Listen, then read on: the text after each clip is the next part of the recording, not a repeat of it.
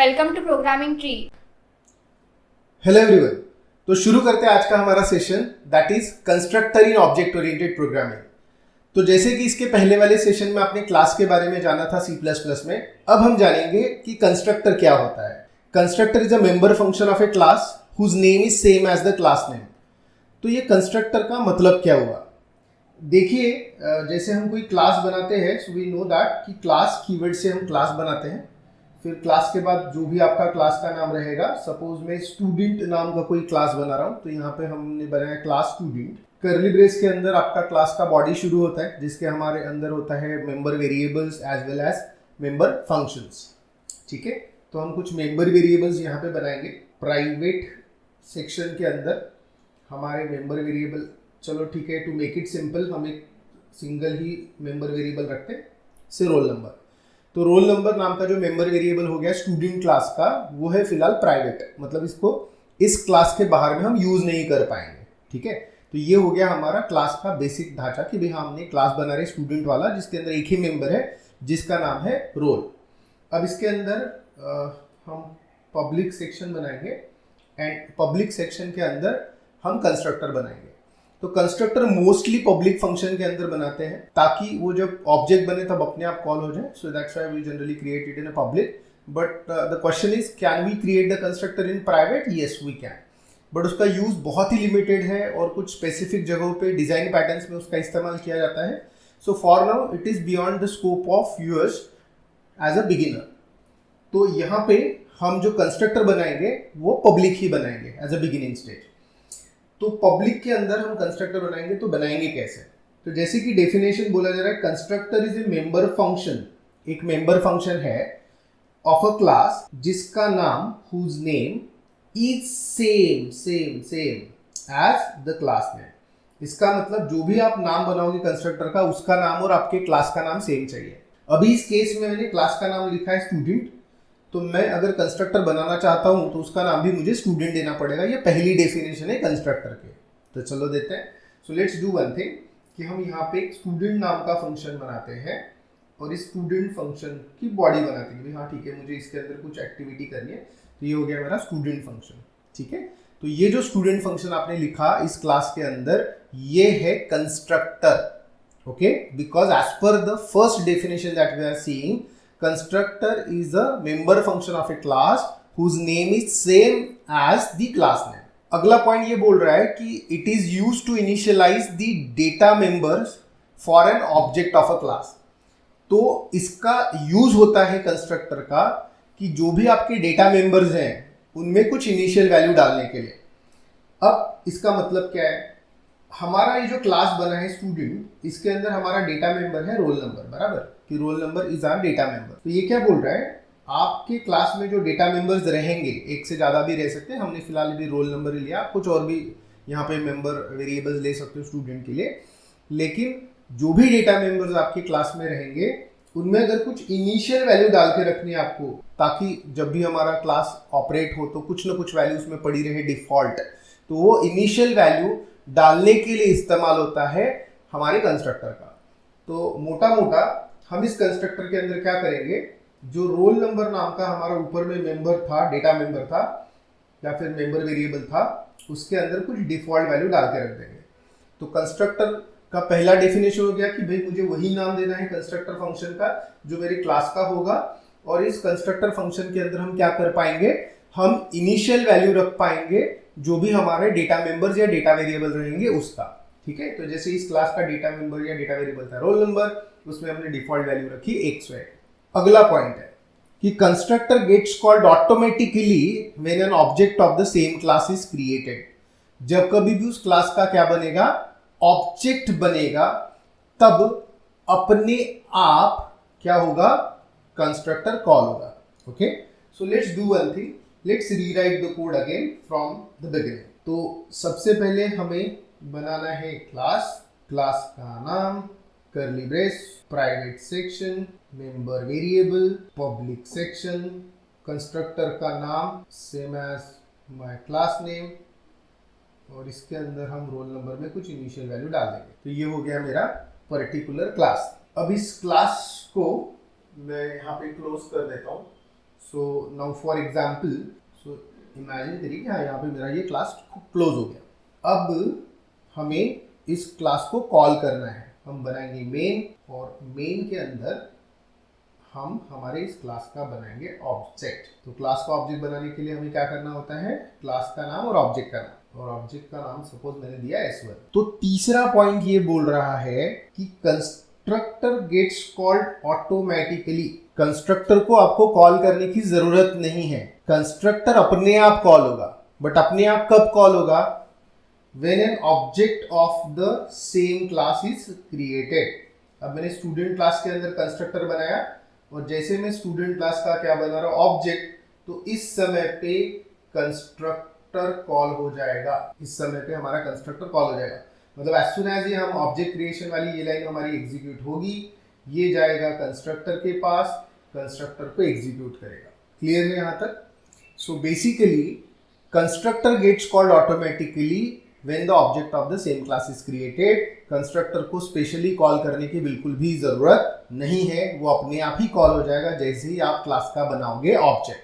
तो ये हो गया हमारा तीसरा पॉइंट कंस्ट्रक्टर के बारे में। आगे बढ़ते हैं अगले पॉइंट पे। Constructor do not return value, hence they do not have the return type. इसका मतलब कंस्ट्रक्टर से हम कुछ वापस नहीं करने वाले कभी, उसमें सिर्फ वैल्यू इनिशियलाइज ही होने वाली है। तो कंस्ट्रक्टर कभी कुछ रिटर्न नहीं करने वाला है कंस्ट्रक्टर के अंदर से, एंड इसके कारण कंस्ट्रक्टर में कभी कोई रिटर्न टाइप नहीं रहेगा।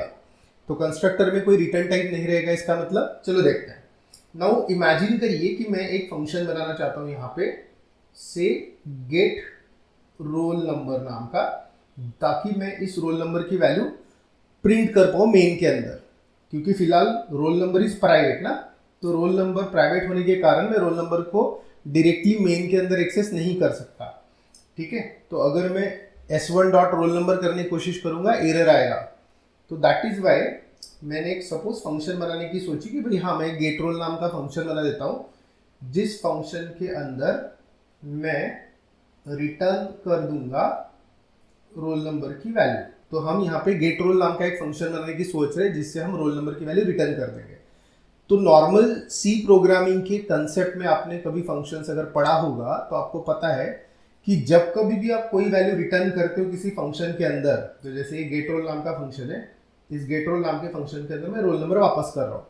तो रोल नंबर का जो डेटा टाइप है वो हम यहाँ पहले लिख देते हैं, एंड इसको हम बोलते हैं रिटर्न टाइप। ठीक है, ये गेट रोल के पहले जो मैंने इंट लिखा है यहाँ पे, इसको हम बोलते हैं रिटर्न टाइप। रिटर्न टाइप मतलब जो डेटा रिटर्न हो रहा है उसका डेटा टाइप। तो रिटर्न हम कर रहे हैं इस पर्टिकुलर फंक्शन से रोल, तो इसका डेटा टाइप आया इंट। ओके, तो हमारा जो एक पॉइंट है कंस्ट्रक्टर का, वो क्या बोल रहा है कि कंस्ट्रक्टर में कोई वैल्यू हम कभी रिटर्न नहीं करते, इसलिए इसका कोई रिटर्न टाइप नहीं रहेगा। इसीलिए स्टूडेंट जो कंस्ट्रक्टर हमने बनाया, इसके पहले यहाँ पे कोई भी रिटर्न टाइप हमने नहीं लिखा, क्योंकि आपका जो कंस्ट्रक्टर है वो कभी कोई वैल्यू रिटर्न नहीं करने वाला, इसलिए कंस्ट्रक्टर को कभी रिटर्न टाइप नहीं रहेगा, नॉट इवन वाइड। ठीक है, तो उसमें इवन वाइड भी नहीं रहेगा एज अ रिटर्न टाइप। ठीक है, तो ये हो गया हमारा अगला पॉइंट समझने के लिए फॉर दी कंस्ट्रक्टर। अब आते हैं कंस्ट्रक्टर को कंस्ट्रक्टर ही क्यों बोलते हैं ये समझने के लिए। तो देखिए क्या है कि constructor is invoked at the time of object creation. ये तो देख लिया कि कंस्ट्रक्टर कब कॉल होता है, जब हम कंस्ट्रक्टर का मतलब क्लास का क्या बनाते हैं, ऑब्जेक्ट। तो जैसे ही ये वाली लाइन एग्जीक्यूट होगी तुरंत हमारा कंस्ट्रक्टर कॉल हो जाएगा। तो as soon as this line gets call, line gets executed, our constructor gets called, and constructor के अंदर की चीजें एग्जीक्यूट होगी। और यहाँ पे अगला पॉइंट ये बोला है कि कंस्ट्रक्टर क्या करता है, इनिशियलाइज करता है डेटा मेंबर्स की वैल्यू, एंड कंस्ट्रक्ट करता है या फिर इनिशियलाइज करता है, इसीलिए उसको कंस्ट्रक्टर बोलते हैं, क्योंकि वो वैल्यू कंस्ट्रक्ट करता है या वैल्यू बनाता है या इनिशियल वैल्यू कंस्ट्रक्ट करता है for that class. That's why it is called as a constructor. तो ये हो गए हमारे पॉइंटर्स ऑफ द कंस्ट्रक्टर कि भाई कंस्ट्रक्टर होता क्या है और कंस्ट्रक्टर काम कैसे करता है। अब टेक्निकली हमारे पास C++ में कितने टाइप के कंस्ट्रक्टर्स हैं? टोटल इतने टाइप्स के कंस्ट्रक्टर्स अवेलेबल हैं, जिनमें से मेजरली हमें जो पूछे जाते हैं एग्जाम्स में वगैरह, वो 3 ही टाइप पूछे जाते हैं। That is default constructor, parameterize constructor and copy constructor. तो मेजरली हम कॉन्सेंट्रेट करते हैं इसके ऊपर। तो पहले हम पहला प्रैक्टिकल डेमो देखेंगे कंस्ट्रक्टर का, फिर जैसे जैसे हम आगे बढ़ेंगे वैसे आगे के टॉपिक्स पे जाएंगे कंस्ट्रक्टर्स के। सो चलिए बढ़ते हैं हमारे प्रैक्टिकल सेशन की तरफ। So this is the practical session of the constructor in C++। तो यहाँ पे जैसे कि आप देख पा रहे हैं कि हमने सबसे पहले यहाँ पे हेडर फाइल्स ली है। हेडर फाइल्स जो ली है ये है iostream.h and conai.h, जो हम इसके पहले वाले प्रोग्राम्स में लेते आए हैं। फिर इसके बाद हमने यहाँ पे क्लास बनाया, क्लास का नाम हमने रखा स्टूडेंट। इसके अंदर प्राइवेट मेंबर बनाया इंटीजर रोल, तो roll is now the private member of this class. And थोड़ी देर बाद हमने एक फंक्शन बनाया उसी नाम से जो हमारे क्लास का नाम था, तो दोनों का नाम सेम है। हमारे क्लास का जो नाम है वही नाम हमने इस फंक्शन का दिया है। So that is why it is called as a constructor, क्योंकि कंस्ट्रक्टर की डेफिनेशन में ही यही है कि the name same as the class name अगर हम देते हैं किसी फंक्शन को तो उसको हम बोलेंगे कंस्ट्रक्टर। और खासियत ये होती है कि कंस्ट्रक्टर को आपको कॉल करने की जरूरत नहीं है, अपने आप कॉल होगा whenever the object of that class gets created। और इसका यूज होगा to initialize the member variables value. तो मेंबर वेरिएबल्स की जो वैल्यू है उसमें कुछ इनिशियल वैल्यू रखने के लिए काम में आएगा। और नीचे में हमने एक फंक्शन बनाया है जो रोल नंबर को प्रिंट करने के काम में आने वाला है, तो इसलिए हमने गेट रोल नाम का एक फंक्शन बनाया जहाँ पे हम रिटर्न कर रहे हैं रोल नंबर की वैल्यू। और सिंस हम रिटर्न कर रहे हैं roll number and roll number का टाइप है इंटीजर, तो इसलिए हमने यहाँ पे रिटर्न टाइप लिखा इंटीजर। तो रिटर्न टाइप माने जो भी चीज़ आप फंक्शन से रिटर्न कर रहे हो उसका डेटा टाइप। और सिंस यहाँ पे हम वैल्यू रिटर्न करें इसलिए हमने रिटर्न टाइप इंट लिखा, लेकिन हमने यहाँ पे कुछ नहीं लिखा है क्योंकि हमारा कंस्ट्रक्टर जो कुछ रिटर्न नहीं करता, इसलिए यहाँ पे कोई भी रिटर्न टाइप कभी नहीं रहेगा, इवन वाइड भी हम कभी नहीं लिखेंगे।